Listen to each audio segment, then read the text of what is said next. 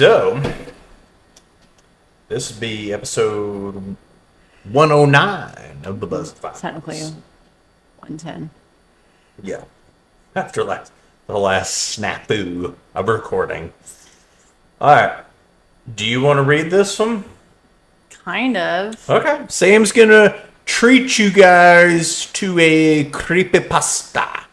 This is a newer story. I have not read this. I just saw the title.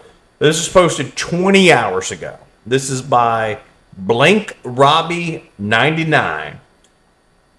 Something knocks on my bedroom door every night at seemingly random times. No sleep. Creepypasta. Let's go.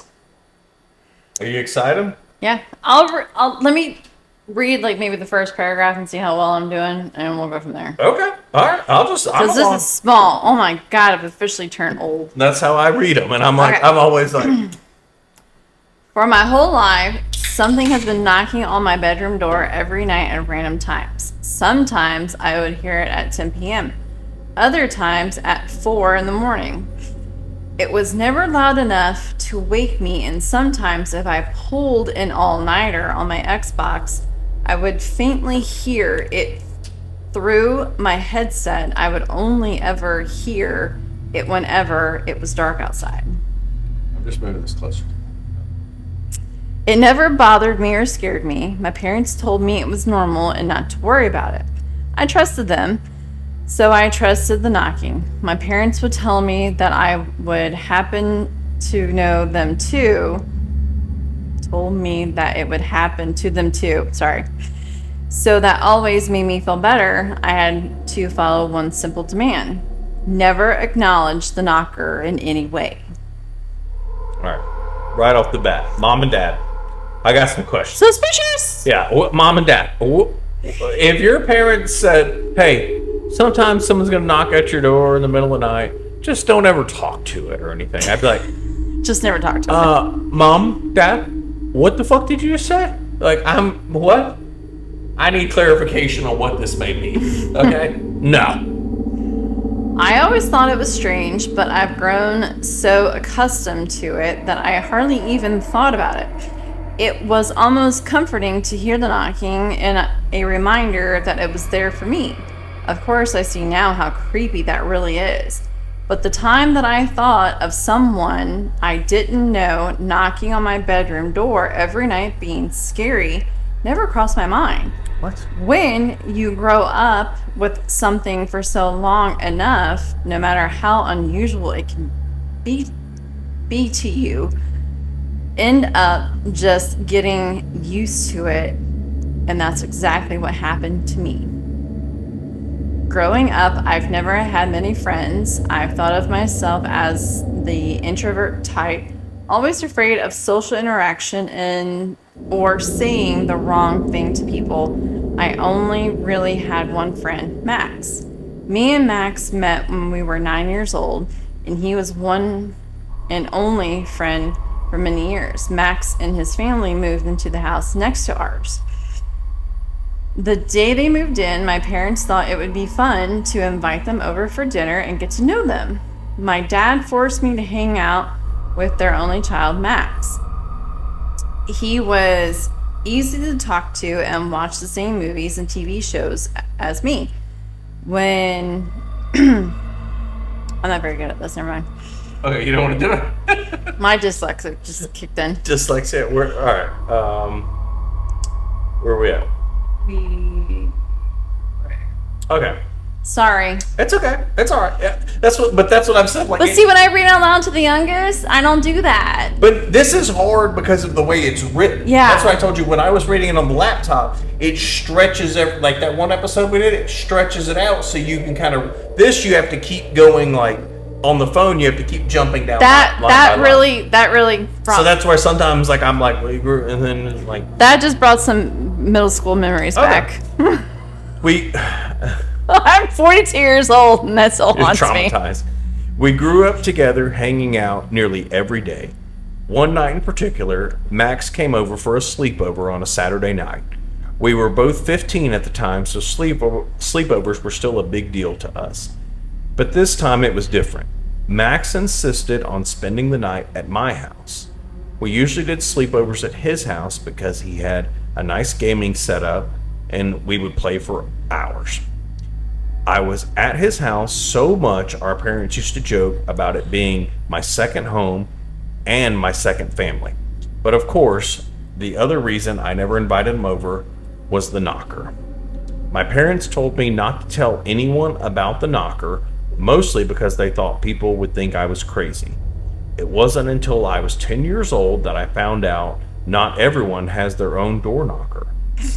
What? Like, kid, are you... What? How? How is this? As a 10-year-old, you're like, this seems weird. Oh my God. It made me feel special or unique in an odd sort of way. I really wanted to tell him, especially since he would be hearing it if we were still awake, but I couldn't.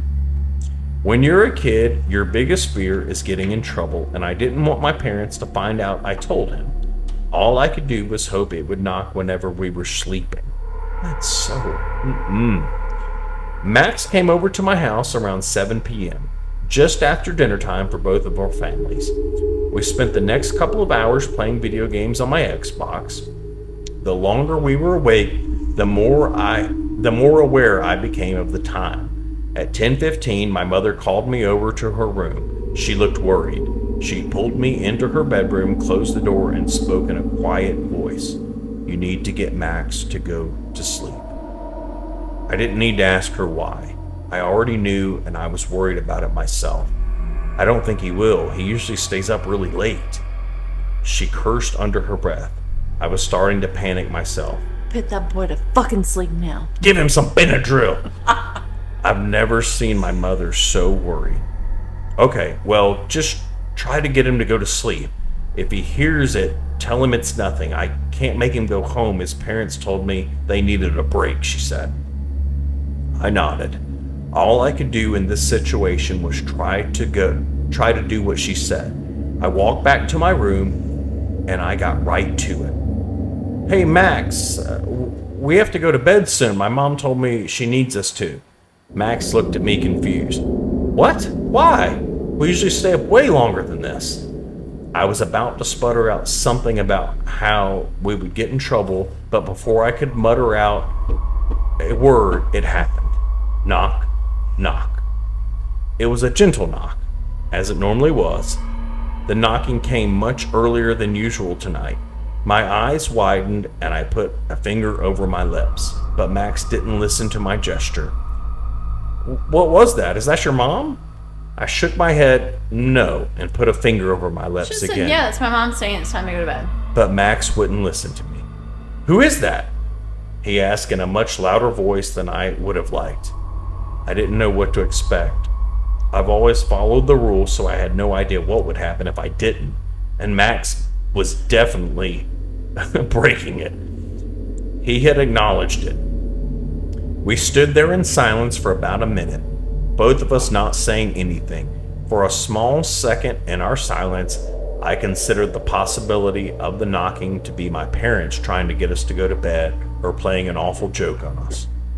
But this thought didn't last when we heard it again. Knock, knock. It was much louder this time, and I was certain my parents could hear it. At this point, I was in a panicked shock. Fear of the unknown completely overtaking me. I had never heard it knock a second time, and my instincts told me we were in real danger. I had no idea what to do. I was never told what to do if this happened. Thanks, Mom and Dad. Just a heads up. Hey, thanks for the creepy ghost thing, You and know then what? never giving me a Like guidebook on what the hell we're supposed to be dealing with here. like one of the previous ones we read where it was the old tenant Yeah. and she left the rule book. Yeah. Remember that one? Yeah. Maybe Mom and Dad should make a rule book. That's what I'm saying. Like, hey, by the way, kid, like, why are we living Like here, Mom? color and Dad? code it with tabs. 1 knock, you do this. 2 knocks, you do this. Not good. Not If good. it comes in your room, do this. Like let's have some like Max manuals. Max is not. We need gonna, a manual. Max is never coming over again. Not a book. Never. Not a book. We need a manual or a SOP. Policies and procedures. All right. Okay. What's going on? Max whispered. I could hear it in his voice. He was terrified. Yeah. I didn't know how to He's answer sleeping him. over here again. How do you explain something like this to someone? I just told him to be quiet as we tried to make as little noise as we could. What else could we do? I wanted to go get my parents, but I would have to open the door to be able to get to them. We didn't have any options. Just You don't then, have a cell phone? bro. Oh, an Alexa? Something? Just then, the knocking came again, just as gentle as the first, but it came with a voice. Knock, knock. Hello. May I come in? Hell the fuck no, you can't come in. The voice was identical to Max. It sounded just like him. Max looked at me with so much horror in his eyes, I thought he was about to cry. But I'm sure I looked the same. Just then, Max took a step back and whispered something I couldn't hear. I didn't know what he said, but it was audible. It began pounding on the door at a rapid pace. It knew we were here now. I screamed for my parents, but they didn't come to our help. Thanks, Mom and Dad, just leaving me out to dry. The walls were shaking around us, and the noise was so loud I was sure if I heard it for too long, I would go deaf. Then suddenly, the noise stopped as quickly as it begun. The room filled with silence once more.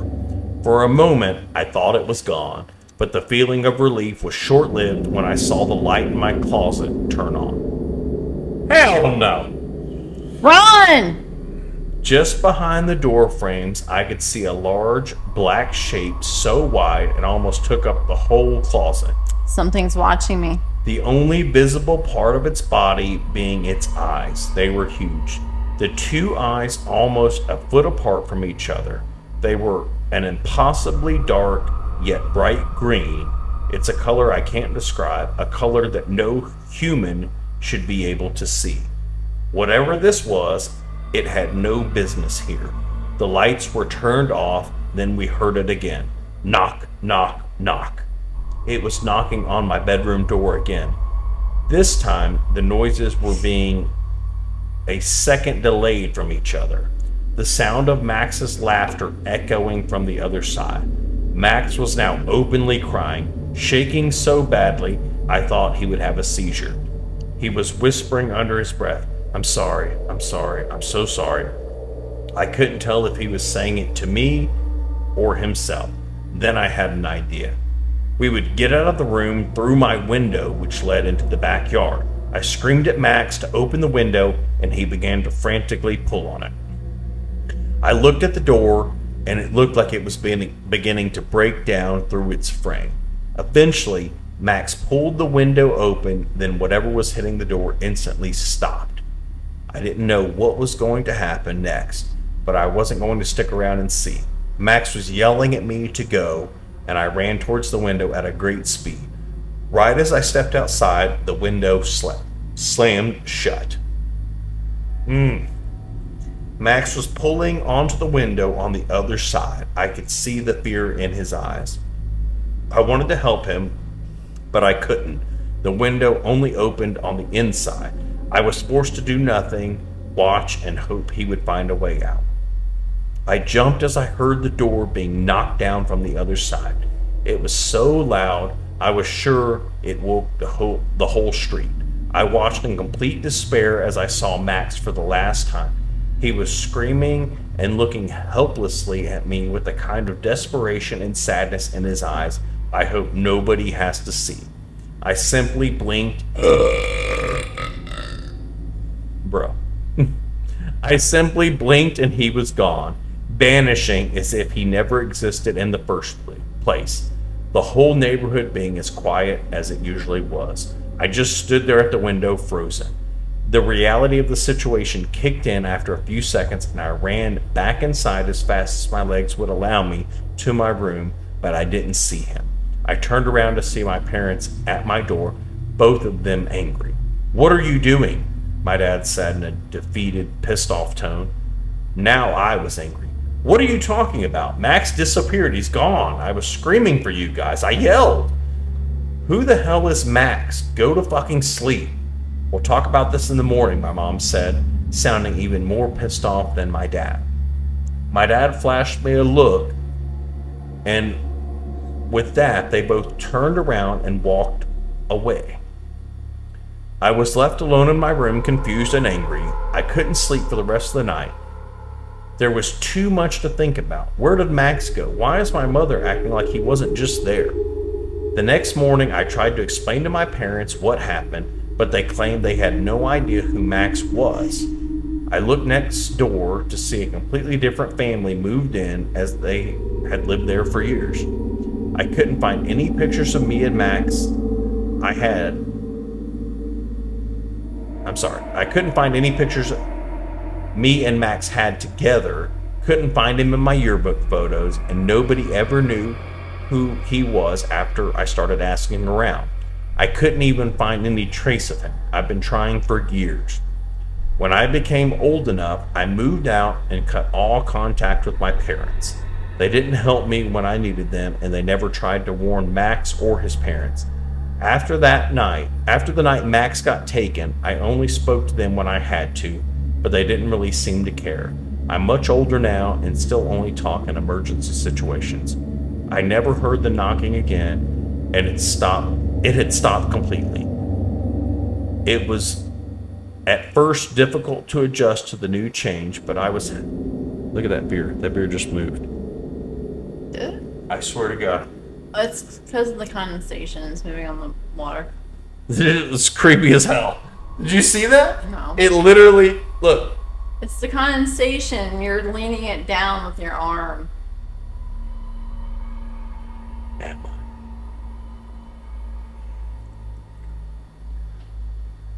Creepy. Look, I can do magic. That's not the same thing look, it's moving. It's because you have all your weight here and it's moving that way. If it was moving the other way, we would have a problem. I don't like that.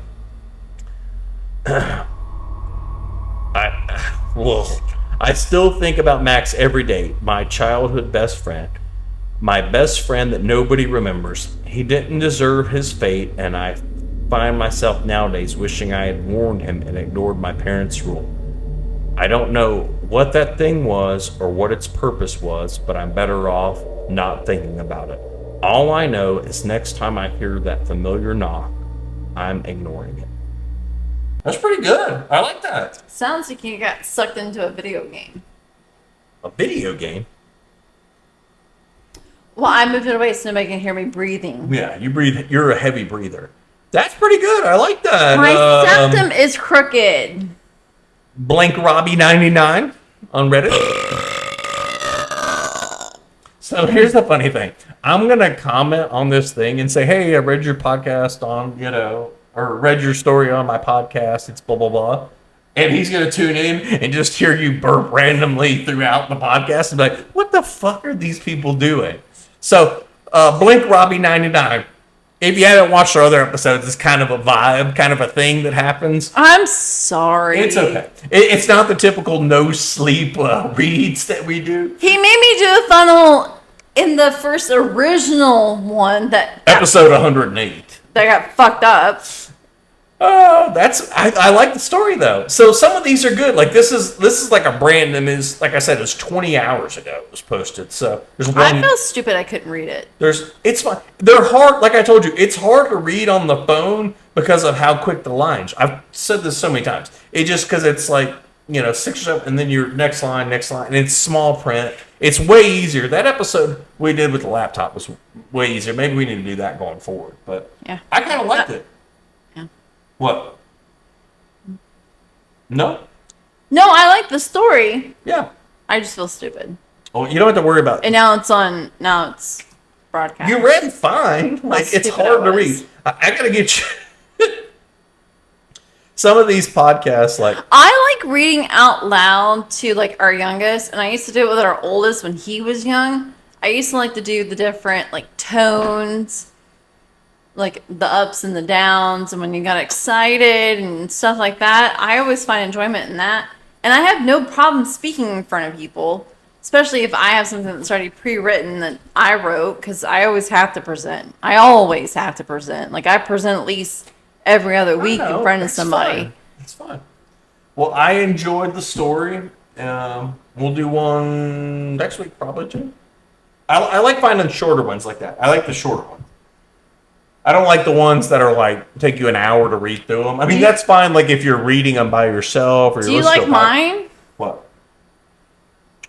Mine that I've been Yeah, making? yours have been that I like that little like Creepiness? it's a what I mean the vibe of them, yeah. But So- I'm saying like the length. I like the shorter, like 15-minute So- reads, like shorter ones. I created 2 with the last one. Something's watching me. Yeah, I created a short story to make it very short for you. Yeah. But I have one that has 8 parts to it. that's crazy. They're okay. So it doesn't wrap it up. It's definitely if we're gonna read a longer one, it's a laptop duty because Yeah. it's hard to read them on the cell phone when they're that long. So if I create another one this week, do you want it to be a creepy ghost or do you want it to be a zombie? What do you want it to be? I don't know. I mean, whatever. Dealer's choice. You know. Wife is upset with her husband for not doing the dishes. I don't like that one. We'll come up with some. I got some ideas. Give me an idea and let me Okay. let me do it. All right, we'll do that. We will see you guys next week. Thanks for watching. Hopefully we have all 10 fingers and 10 toes. Yeah, we're not gonna try to blow anything off before the July. Later, much.